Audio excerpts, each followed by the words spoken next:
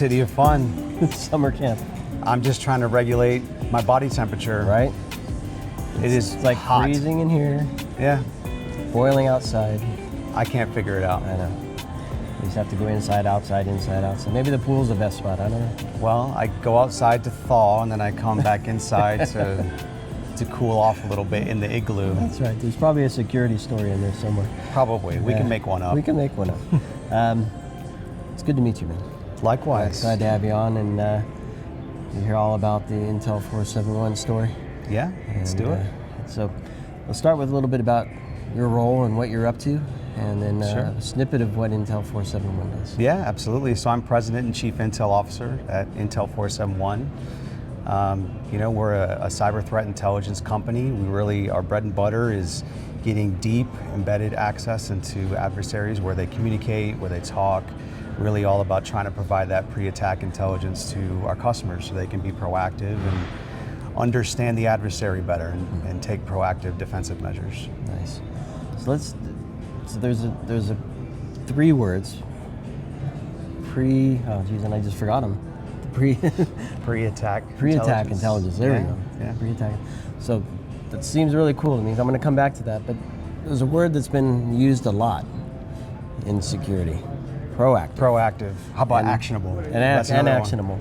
So I want to go there first, if you don't mind, and because I think people might hear that and say, Yeah, it's a bit of a buzzword. I know we're supposed to be proactive. What does that really mean? So maybe a definition of proactive from your perspective, and is it what people think it is, or is it something different based on what you? Yeah, I mean, you're right. It's a bit of a buzzword that gets thrown around quite a bit. I'm sure you walk the floor at Black Hat, you're going to see it quite a bit, probably alongside AI and agentic and all of those fun words. Yeah. For us, it really means, going beyond the IOCs, going beyond indicators, which are really ephemeral and temporary, and more focusing on the adversary behaviors. So really understanding who the adversaries are. I look at the threat landscape like a battlefield, kind of like a war. We're fighting a war as defenders, and really it's about how can I counter the adversary's attacks against me, and really the best way to do that is to go behind enemy lines and really become intimately familiar with who you're up against. And that means understanding not just the tools that they're using. Of course, indicators are important because we have to block those, but really start to understand what their intentions are, their capabilities, what their motivations are, so that I can understand whether truly I'm at risk and I'm a target. Right. So, pre-attack intelligence, maybe unpack that a bit as well, because you talk about knowing what their intent is. And just doing stuff doesn't necessarily expose intent, I'm going to guess. That's right. So how do you find that, and how do you use that to get to the pre-attack intelligence? There's a couple ways. I mean, let me just start by saying, so we focus predominantly on the financially motivated cyber underground. Okay.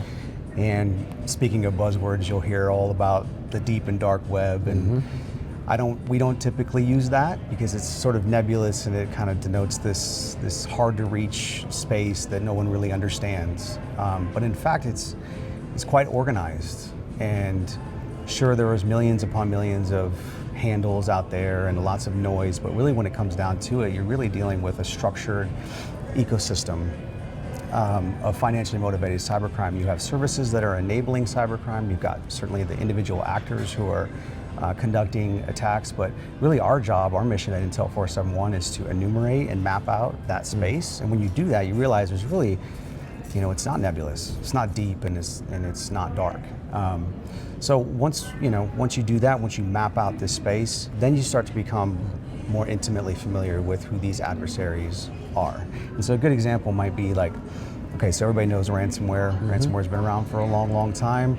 A lot of ransomware groups have sprung up over the years, new ones, new branding, but a lot of these ransomware groups consist of former operators of ransomware groups that have disbanded in the past. Okay, and so they kind of switch jobs. And what happens, it's human behavior, right, to continue on doing what works. And so if a behavior or a technique works by one adversary, really doesn't matter which ransomware group they fall into. They're gonna carry on those same behaviors and those techniques. And so we track the actors themselves and the behaviors of those actors, so that when they do make a change into a new ransomware group, or they're operating on their own maybe, their behaviors still remain the same. And so that might impact the way you, say for instance, do threat hunting operations. So the way I hunt for that adversary is going to be the same, whether that adversary is part of ransomware group A or ransomware group B. Right. So, not dark, not deep. That's right. Still mysterious, maybe a little bit. It's a little bit mysterious. But not a place organizations really should go. They should look for a partner who has access and an understanding and the ability to be in there and look for the right things. That's right. So tell me a little bit about how that works and what you bring back to the organization then, so they don't have to do that work. That's right. Well, it's a gray area. You're right. It's mysterious, and organizations don't want to take on the risk of operating in that gray area themselves. That's number one. Number two is it takes expertise. It takes native language proficiency, because a lot of these actor communities and networks are Russian speaking or Chinese speaking, or languages that our organizations, they just are not equipped to understand what's going on. And so and then also it takes some cultural understanding and understanding the nomenclature of how actors talk. It's a totally, it's a different slang, it's a different language. It's just like the kids with the emojis, right? That's right. Yeah, it's like me trying to understand what my teenage girls are talking about on their text threads, right? And so that's the kind of visibility and capability that we offer. We have researchers all over the world who have that native language proficiency and understanding, cultural understanding, that really gets us, and here's the key, it gets us as close as we possibly can to the adversary, to elicit that kind of really rich behavioral insights that organizations that we support and we partner with really rely on, to understand those behaviors and be able to act on those preemptively. So how do those behaviors surface as tools or tactics or techniques that, do you flag them as things that organizations should pay attention to, or you just surface it and then they have to kind of figure out what? Yeah, no, great question. I already mentioned threat hunt. Right. So one really great way to operationalize this kind of threat intelligence is by doing hunting operations that are targeting those specific behaviors the actors deploy. Another one could be, everything that we do, we map to the MITRE framework, right? Okay. So all of these techniques are mapped to the MITRE framework. As an organization consuming that intel, I can start doing some threat profiling to understand which actors might be more of a threat to me than others. So it helps with prioritization. I'm not having to deal with all of this noise over here. I can just focus on these techniques and these actors. Another one is, exposure. So we offer an attack surface and third-party risk solution to our customers, and this really helps to, let's say, I'm an organization that's scanning my attack surface and I find internet-facing vulnerabilities. Well, I also want to know who are the threat actors out there that are discussing those vulnerabilities, and this is truly something that I need to raise to the top of the priority list. So it's a combination. There's many more, but that's a combination of the things that work for our organizations that we support. So probably have some really cool conversations with analysts. What about people at the security operations management layer, CISOs? Do you get to have a chance with them as well? Yeah, absolutely. What are those conversations sound like? Yeah, well, how can I be more proactive? I mean, really, it starts there. Are there things like specific things, like we want to bring our, I don't know, what are they measured on? Mean time to detection, mean time to response? 100%. Is that the kind of stuff? Yeah, mean time to response is a big one. Prioritization I mentioned just a minute ago, that kind of embeds into that. So, if I'm focusing on all of these alerts that take up a lot of my, absorb 50-60% of my time, I want to make sure I'm spending the right time on the right stuff. So. Helping organizations, this is what threat intel does. When you have decision grade intelligence, it really should inform the rest of your security operations and really wherever you're using threat intel across your business to help you prioritize and make your job more efficient.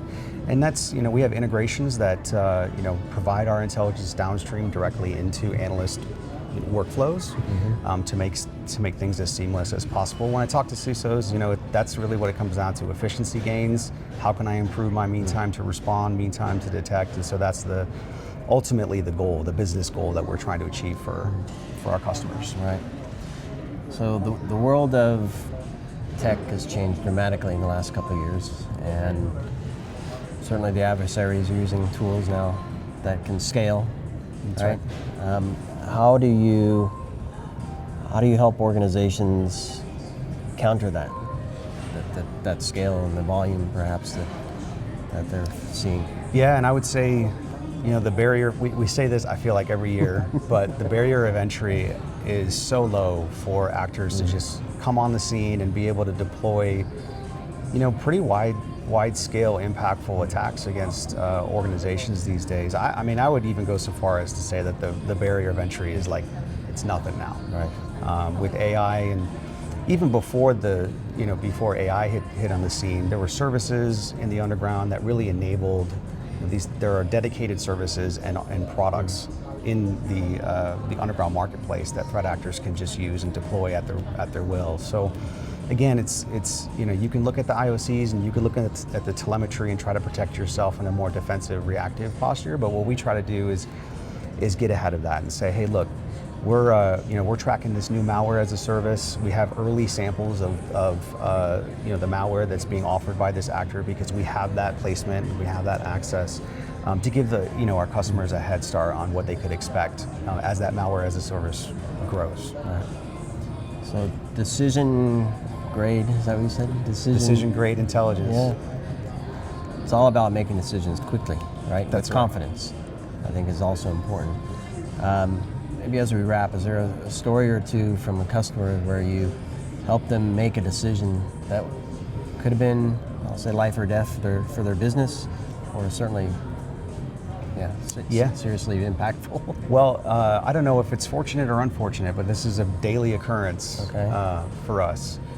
Recently, we found an insider. Actually, two separate organizations had an insider that we helped them with. They had some indications based on their own monitoring internally that something weird was happening, and so they asked us to support, and we ended up finding and locating an insider. The insider was connected outside as well? That's right, yeah. Okay. They were trying to earn a profit by sharing some internal sensitive stuff. Okay. Another one is, initial access brokers. Credential theft and initial access using credentials is still a basic hygiene problem, but it's there. That's how threat actors are getting in still, even in the age of AI. And so, one of the things that we're constantly doing is monitoring the initial access broker space. And a lot of these initial access brokers will be feeders into ransomware, right? So there's downstream impact. And so initial access brokers would come out and they'll say, we've got access to all of these, compromised credentials. Do you want to buy them? We'll share them with you. And you might not believe this, but threat actors lie. Really? And they embellish. Yeah, criminals lie. It's pretty, astounding fact. But, one of our jobs is to, using our placement and access, is to validate that. Right. Maybe this is a Russian language actor, and organizations are just seeing it maybe on a forum, and they're like, maybe I'm impacted, maybe I'm not. Can you help us with that? And so we can go in. Or a diversion. Or that's right. Or it could be a completely different. So one of my favorite things is when we're able to validate that for them and actually say, no, it's not your organization. The criminal was lying, or he was wrong, or so now they can move on to something that's more impactful for them. I just want to dig into so much more. We only have a couple seconds left, though.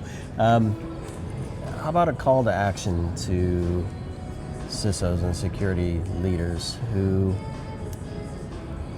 maybe a lot of companies think they need to be mature enough to take in intelligence and actually do something with it.